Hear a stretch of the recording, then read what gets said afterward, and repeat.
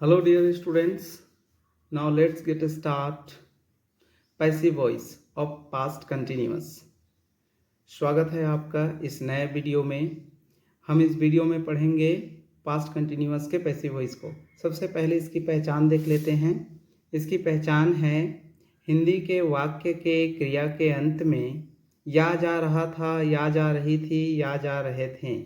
अगर ये हमें हिंदी वाक्य में क्रिया के लास्ट में दिखाई देते हैं तो हम इसे पास्ट कंटिन्यूअस टेंस कहेंगे।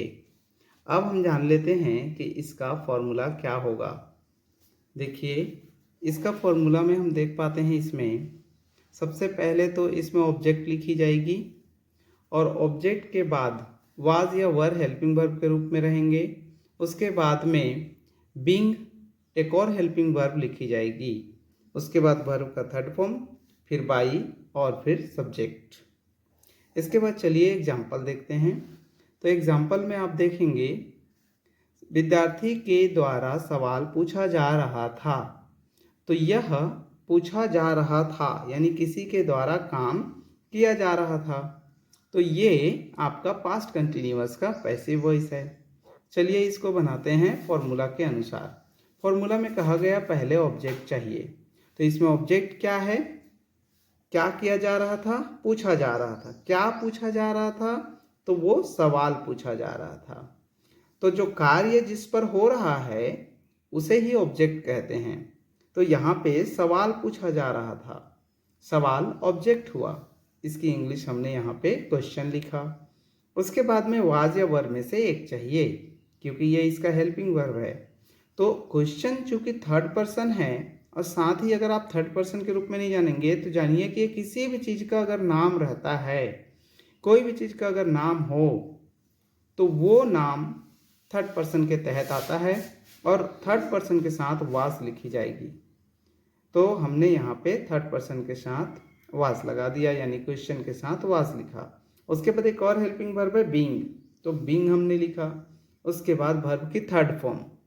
तो इसमें पूछने का काम हो रहा है, यही वर्ब है। तो पूछने की इंग्लिश हो गई आस्क्ड। चूंकि थर्ड फॉर्म चाहिए इसलिए आस्क्ड लिखेंगे। उसके बाद में हमने थर्ड फॉर्म बाई लिखा। थर्ड फॉर्म के बाद में बाई, तो बाई लिख दिया। अच्छा, ये बाई क्यों आया है? बाई इसलिए आया क्योंकि यहाँ पे के द्वारा लिखा गया। के द्वारा के लिए ही यहाँ पे बाई शब्द का उपयोग हुआ इंग्लिश में। इसके बाद में चाहिए सब्जेक्ट। तो सब्जेक्ट क्या है यानी कर्ता कौन है? इस कार्य को, पूछने का कार्य को कौन कर रहा है, किसके द्वारा हो रहा है? तो ये विद्यार्थी के द्वारा। तो विद्यार्थी इसमें सब्जेक्ट हुआ। इसकी इंग्लिश हमने यहाँ स्टूडेंट लिखा। और एक एग्जाम्पल देख लेते हैं।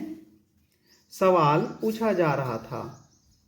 सवाल पूछा जा रहा था। तो देखिए इसमें सब्जेक्ट गायब है। इसमें सब्जेक्ट को हमने छुपा दिया है।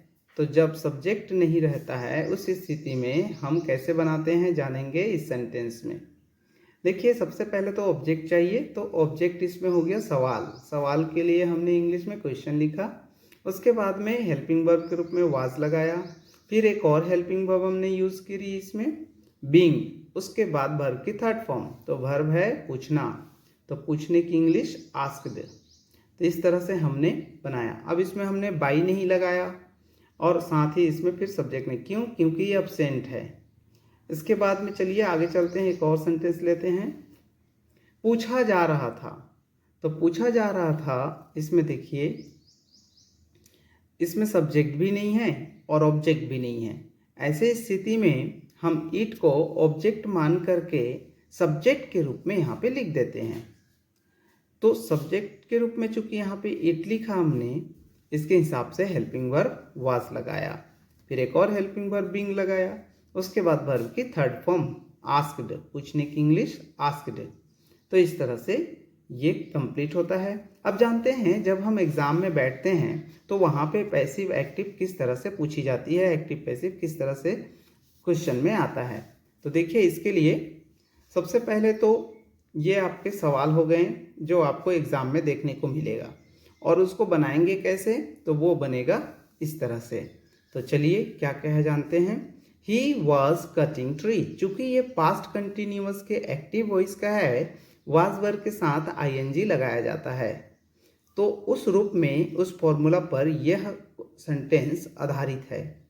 इसे हम जब पैसिव वॉइस बनाएंगे तो पैसिव वॉइस की अपनी फॉर्मूला होती है। तो उस फॉर्मूला के अनुसार सबसे पहले ऑब्जेक्ट चाहिए।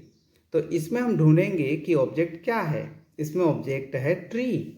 तो ट्री की इंग्लिश को, ट्री को हम सबसे पहले यहाँ पे लिख देंगे। उसके बाद चूंकि ये ऑब्जेक्ट है तो यहाँ पे एज अ सब्जेक्ट इसे लिखा गया। इसके बाद इसमें क्या चाहिए, हेल्पिंग वर्ब। ये हमारा हेल्पिंग वर्ब हो गया, वाज। ऐसा ना समझे कि इस वाज को हमने यहाँ पे लिखा। पैसिव वॉइस, इसी टेंस के पैसिव वॉइस का अपना फॉर्मूला में हेल्पिंग वर्ब वाज अलग से लगाई जाती है, इसलिए ये वाज यहाँ पे आया हुआ है। अब उसके बाद में बीइंग एक और हेल्पिंग वर्ब चाहिए, तो हमने उस बीइंग को लिखा। उसके बाद में वर्ब की थर्ड फॉर्म चाहिए, तो कटिंग की थर्ड फॉर्म कट। उसके बाद में हम लिखेंगे बाई। उसके बाद हम इस सब्जेक्ट को यहाँ पे ऑब्जेक्ट के रूप में लिख देंगे। तो ही का ऑब्जेक्टिव फॉर्म हिम होगा, तो बाई हिम। इस तरह से पैसिव वॉइस में देखिए चेंज हो गया। एक और सेंटेंस जान लेते हैं हम।